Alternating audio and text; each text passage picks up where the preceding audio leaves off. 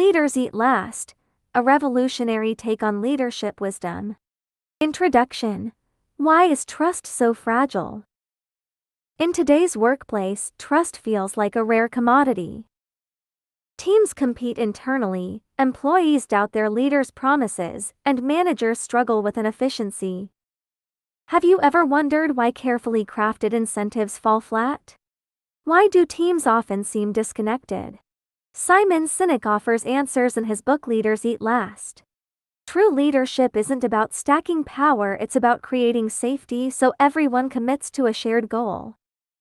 He introduces a bold idea: leaders should eat last, putting their team's well-being above personal gain. This isn't just management theory, it's a deep dive into human needs. Simon Sinek isn't your typical management guru. Starting in advertising, his keen eye for human behavior made him a global leadership thinker. His talks have racked up billions of views, inspiring people to rethink why we work. The spark for this book came from a military moment. A Marine officer insisted his soldiers eat first, taking the last plate himself. That small act showed Sinek leadership is about sacrifice and trust, not control or commands.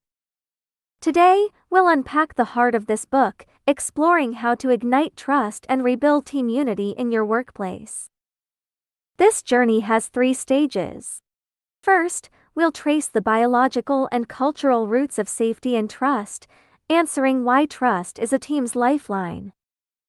Next, we'll break down the 5 principles of Leaders Eat Last, using real stories to show their impact. Finally, we'll share a 5-step plan to apply these ideas at work, whether you're a boss or a team member. Ready for this? Let's dive into the adventure of leadership. Part 1. The roots of safety and trust. To grasp why leaders eat last matters, we need to go back to our human instincts. Sinek starts with biology and anthropology to explain why trust is vital for survival. He uses a vivid metaphor: humans are like hunters in ancient tribes. Picture this: in a dangerous world, tribe members had to rely on each other to fend off beasts or enemies. Trust wasn't a luxury, it was the foundation of survival. Without it, the tribe would collapse. Scientists have found that trust ties to 4 brain chemicals: endorphins, dopamine, serotonin, and oxytocin. Endorphins and dopamine fuel personal wins, like the thrill of finishing a task. Serotonin and oxytocin, though, are about social bonds, like the joy of teamwork. Sinek says great leaders spark these last 2, making people feel valued and needed. For example, in ancient tribes, the chief always took the last share of food, ensuring everyone else was fed. This act didn't just signal safety, it built a sense of belonging. Oxytocin flowed in those moments, fostering trust in the leader. Let's dig deeper. Neuroscientists have shown that oxytocin spikes when we sense kindness, making us more likely to cooperate. In a trust game experiment, players who felt goodwill released more oxytocin and collaborated willingly. But betrayal? It crashes oxytocin levels, triggering wariness. This explains why one broken promise at work can shatter years of trust. Sinek points out that many modern workplace issues stem from a sense of danger. Thinking layoffs, performance pressures, or erratic decisions, they push our brains into fight or flight. The result? Employees play it safe, and teamwork fizzles. He cites a study: when people feel unsafe, their creativity and initiative drop by over 30%. But when leaders foster trust, like sharing information openly, loyalty and productivity soar. Sinek shares a story. At a struggling factory, workers were demoralized, fearing closure. The new manager didn't rush reforms. Instead, he ate lunch with them daily, listening to their fears. 3 months later, workers pitched ideas to streamline production, boosting efficiency by 20%. This shows safety isn't just a feeling, it's a performance driver. Culture backs this up too. Sinek notes that in high-trust societies, like Scandinavian countries, companies lean towards flat structures where people speak up. In low-trust settings, rigid hierarchies silence voices. He recalls a cautionary tale. A global firm's executives hid project delays, leaving teams to grind for months in vain. When the truth came out, mass resignations gutted the company. Sinek reflects, without safety, teams scatter like sand. History offers clues too. In ancient tribes, trust was cemented through rituals. Some African tribes held post-hunting ceremonies where the leader gave the best meat to others, taking the smallest share. This strengthened their authority and reassured the group, our leader has our back. Sinek suggests modern leaders can borrow this ritual vibe, thinking public commitments or tackling challenges together to rebuild trust. Cross-cultural studies reveal trust's nuances. A global survey found Asian teams value a leader's benevolence, like caring about personal lives. Western teams prioritize fairness, like clearing promotion paths. Sinek advises adapting to context, but the core stays the same, making your team feel secure. He shares a charming anecdote. In Japan, a CEO brewed tea daily for employees, a small gesture that sparked deep loyalty. It shows trust can take many forms, but its essence never changes. So, how do we break the cycle of distrust? The answer lies in the leaders eat last philosophy. It's not just a catchy phrase, it's leadership wisdom rooted in our humanity. Next, we'll unpack this idea through 5 key principles. Part 2. The 5 principles of leaders eat last.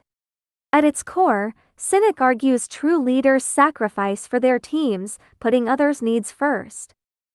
This last mindset breaks down into 5 principles: lead by example, build trust, empower your team, embrace openness, and commit to the long game. Each one lights the way for leaders navigating tough terrain. We'll explore them with stories, research, and pitfalls to avoid, revealing their power. Principle 1. Lead by example. A leader's actions set the tone for the team. Sinek tells of a tech company where executives took pay cuts during a crisis, vowing no layoffs. This rallied the team, who worked harder, turning the company profitable again. Contrast that with firms where leaders preach we're in this together but pocket huge bonuses, teams drift apart. Leading by example is the foundation of Eat Last. It shows you'll take risks for your people. Here's a closer look. Chang, a startup founder, gave up his salary during a cash crunch, funneling funds into product development. His team saw this and volunteered extra hours. Some even took pay cuts. 2 years later, they landed a major deal, becoming an industry standout. Chang's sacrifice didn't just earn trust, it created a "we build together" spirit. Sinek ties this to Maslow's hierarchy. Meeting safety and belongings needs unlocks higher potential. But there's a catch. Some leaders think sacrifice means pleasing everyone, like granting every demand. Sinek warns this muddies direction. He shares a flop: a manager relaxed rules to win favors, but projects stalled, and the team griped about weak leadership. Real leading by example balances principles with accountability, like owning tough calls in a pinch. It's not just for crises either. Day to day, a leader's vibe shapes the team. At a retail chain, a regional manager joins store walkthroughs, tackling issues alongside staff. Seeing her roll up her sleeves, employees stepped up, and sales climbed steadily. Sinek says this sparks serotonin, making teams feel valued and eager to follow. Principle 2. Build trust. Trust glues a team together, but it doesn't happen overnight. Sinek cites psychologist Adam Grant: trust grows through time and consistency. He describes a factory manager who held weekly coffee chats to hear workers' thoughts. At first, silence ruled, but after 6 months, ideas flowed, including ways to boost production by 15%. Trust hinges on sincerity. Sinek recalls a company's failed feedback program. Leaders ignored input and punished critics. Morale tanked, and trust evaporated. He stresses fake trust is worse than none at all. Take Lee, an ad agency team lead. When a client made absurd demands, he backed his team's design publicly, not caving. Feeling trusted, the team's creativity doubled. This proves sincerity isn't just a mindset, it's action. Research agrees. Social exchange theory says trust thrives on give and take. A leader's kindness earns loyalty. Sinek notes that trust builds through small wins, like keeping a promise or staying fair in disputes. These moments stack into confidence. But here's a trap. Some leaders equate trust with being best buddies. Sinek cautions that too much closeness blurs lines, risking chaos. One supervisor partied with staff but couldn't judge performance fairly. Resentment brewed. Trust needs warmth but also professional boundaries. Principle 3. Empower your team. Great leaders don't control, they enable. Sinek shares a startup tale. Founder Lee micromanaged early on, slowing everything down. Then he delegated, letting the marketing team run a campaign solo. Sales doubled, and ideas poured in. Lee realized, trust your team, and they'll amaze you. Empowerment means giving freedom with support. Sinek points to Google's 20 time, where staff explored side projects, birthing hits like Gmail. It shows that easing control unlocks potential. Brain science backs this. Autonomy lights up the prefrontal cortex, boosting creativity and duty. Another case, Wang, a logistics manager, faced slow deliveries. Instead of barking orders, he sparked a team brainstorm. Drivers suggested route tweaks, cutting time by 25%. Wang added rewards for top ideas, fueling more innovation. Sinek calls empowerment wings for your team. You teach them to soar, not fly for them. But there's a misstep. Some think delegating means dumping tasks without help. Sinek recounts a manager who handed off work with no resources. Projects crashed and morale sank. True empowerment pairs freedom with tools like clear goals and check-ins. Sinek suggests asking, have I set my team up to win? Principle 4. Embrace openness. Openness is trust's bedrock. Sinek tells of a restaurant chain CEO who, during COVID, shared grim finances, 3 months of cash left. He and staff brainstormed savings, and he slashed his own pay. Employees pitched cost cuts, saving the business. Sinek says openness isn't weakness, it's inviting your team to solve problems together. Hiding truth kills trust. He mentions a bank where leaders concealed losses, pushing staff to overwork cluelessly. When bankruptcy hits, betrayal stung. Sinek warns, secrecy breeds unease. On the flip side, Chow, an edtech product manager, faced rising complaints. He owned the issue publicly and rallied his team to fix it. Respected, they worked overtime, restoring the product's reputation. Studies show openness cuts workplace uncertainty. A survey of 500 firms found transparent companies had 10% lower turnover. Sinek adds that openness takes guts but builds devotion.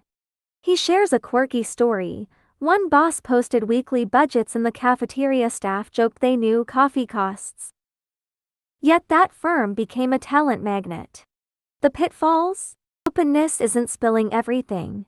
Sinek cautions that oversharing, like unconfirmed layoff plans, can panic teams. He advises need to know, openness, sharing what matters to the team while keeping calm. Principle 5. Committed to the long game. Leadership isn't a sprint, it's a trust marathon. Sinek describes a software CEO who turned down a fat buyout to refine their product. 5 years later, they led the industry, worth 10 times more.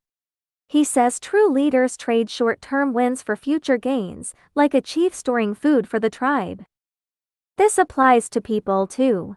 Sinek highlights a consultancy that poured cash into training newbies, even if they might leave. Their talent reputation drew top recruits. Data shows, firms with happy staff outperform peers by 20% long term. This proves eating last is both ethical and strategic. Consider Chen, a clothing brand founder. Amid fast fashion pressure, he bet on eco-fabrics and staff training, not cheap cuts. 3 years on, his brand shone for sustainability, tripling sales. Chen says the long view brought peace. Sinek agrees, it's about delayed rewards with compound returns. The mistake? Some see the long game as doing nothing. Sinek recalls a firm where leaders chased visions but ignored daily tasks. Clients bailed. The real long game balances strategy with short-term wins, like hitting milestones while eyeing tomorrow. These 5 principles weave the Eat Last framework. They're not just for bosses, they guide anyone to shine in a team. Now, let's turn these ideas into action. Part 3. A 5-step plan for your workplace. Big ideas need practical steps. Drawing on Sinek's insights, I've crafted a 5-step plan to live last at work. It fits any role: executive, team lead, or contributor. Each step includes pro tips and stories to make it stick. Step 1. Gauge your team's vibe. Leadership starts with sensing how your team feels. Sinek says great leaders, like tribal chiefs, spot trouble early. Ask yourself, are people sharing openly? Is anyone always quiet in meetings? These hints at missing safety. Try this. Spend 10 minutes weekly observing. After meetings, note who speaks up and who holds back. Or use anonymous surveys to check how folks feel about work. A logistics supervisor did this and learned staff hated overtime rules. He tweaked schedules and morale jumped. Pro tip: if people clam up, ask from an outsider's view, like what would a client think of our teamwork? Sinek says this taps empathy, loosening lips. Story: Lynn, a training center advisor, sensed a gloomy team. He ran weekly vent sessions with anonymous notes. He found bonus gripes, worked with bosses to fix them, and energy soared. Observation isn't spying, it's understanding. Step 2. Start small to show sacrifice. You don't need grand gestures to lead by example. Sinek shares how a project manager took on tedious data work before a deadline. Moved, the team hustled, delivering early. Try small acts, stay late with your team or pass a chance to a colleague. An ad agency creative director gave a client pitch to a rookie. The newbie won the deal and felt fiercely loyal. Small moves light trust spark. Pro tips: track your sacrifices weekly, like what did I do for the team? Sinek says thanking others' efforts, like public shoutouts, amps your impact. Story: Yang, an e-commerce ops lead, took on customer complaints during a rush. His team touched, streamlined workflows, lifting satisfaction by 10%. Yang says sacrifice earned respect. Step 3. Listen and let go. Listening kicks off empowerment. Sinek urges leaders to zip it and give space for ideas. Try weekly one-on-ones, just hearing without jumping in. An e-commerce lead founding staff had killer marketing ideas and let them run with it. Sales spiked. Letting go means trusting. Hand off a task, like a campaign or small project, to your team. Support them with check-ins, not controls. Sinek says this respect boosts oxytocin, tying teams closer. Pro tip: for mistakes, ask what did we learn, not who's to blame. Sinek says this makes failure feel safe, spurring growth. Story: show, a game studio planner, hit a project wall. He let his team pitch freely, and a rookie's bold tweak became the game's star feature. His trust supercharged confidence. Step 4. Build open communications. Openness doesn't mean bearing all, it's sharing what counts. Sinek tells of a startup founder who admitted a funding flop and asked for ideas. The team's crowdfunding plan saved the day. Start with regular updates like monthly all-hands-on progress and hurdles. A school principal's weekly emails on updates built trust with parents and staff. For touchy topics, ask, "What's the cost of hiding this?" Usually, openness pays off. Pro tips: share via stories, like how your team beat a challenge. Sinek suggests a challenge action result storytelling flow for impact. Story: Son, a retail manager, faced excess stock. He shared numbers and asked for fixes. The team's online sales cleared shelves and drew new buyers. Openness turned them into partners. Step 5: invest in lasting bonds. The long game takes patience but yields big. Sinek says top leaders grow their people, not just KPIs. Offer learning, like trainings or industry news, or spark cross-team chats. A factory manager made career plans for staff, even if they left. His team became a talent hub, boosting the firm's replica. Relationships are trees, today's care blooms later. Sinek says fearless leaders trust that trust is the ultimate asset. Pro tips: set up mentoring, like pairing veterans with newbies. Sinek calls small gestures, like noting birthdays, the glue of bonds.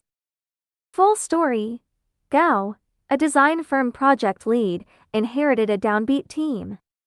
He surveyed anonymously, finding frustration over unclear promotions. Step 1.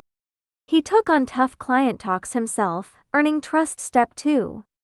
Weekly brainstorms let ideas fly. Step 3. And he shared budgets openly. Step 4. He capped it with tailored learning plans and expert talks. Step 5. 6 months later, the team nailed projects and won clients. Gao's tale shows these steps transforming teams. These 5 steps aren't instant, but each builds trust's foundation. Whether you lead 10 or 100, they'll bring you closer to Eat Last leadership. Conclusion: from you to your organization. Reading Leaders Eat Last reveals leadership isn't just for managers, it's for everyone. Sinek's Eat Last metaphor stirs our cravings for trust and sacrifice. In uncertain times, work isn't a cold arena, it's a tribe of connections. From CEOs to entry level, we can spark team spirit through observing, listening, empowering, sharing, and investing long term. This book goes beyond the office. It reminds us humanity's strength is mutual trust. When leaders step back to shield their teams, organizations thrive. Sinek shares a story. A hospital head nurse made coffee daily for her staff during COVID, taking the riskiest shifts. Her team not only survived but was named the hospital's best. That's the power of Eat Last, it lifts us beyond self to bigger wins. Looking ahead, leadership faces new tests. AI might streamline tasks but risks isolating teams. Sinek's ideas remind us, no matter the tech, human trust stays central. Tomorrow's leaders must sense moods sharply, countering chills with warmth, division with unity. Now it's your turn. Listen once more at your next meeting. Yield a bit in your next clash. Invest a little more in your team's chances. You'll see leadership isn't a gift, it's a choice. Choose to stand last, trust others, and make trust in your strength. As Sinek puts it, lift others up and they'll build you a fortress. Take that first step, your leadership story awaits.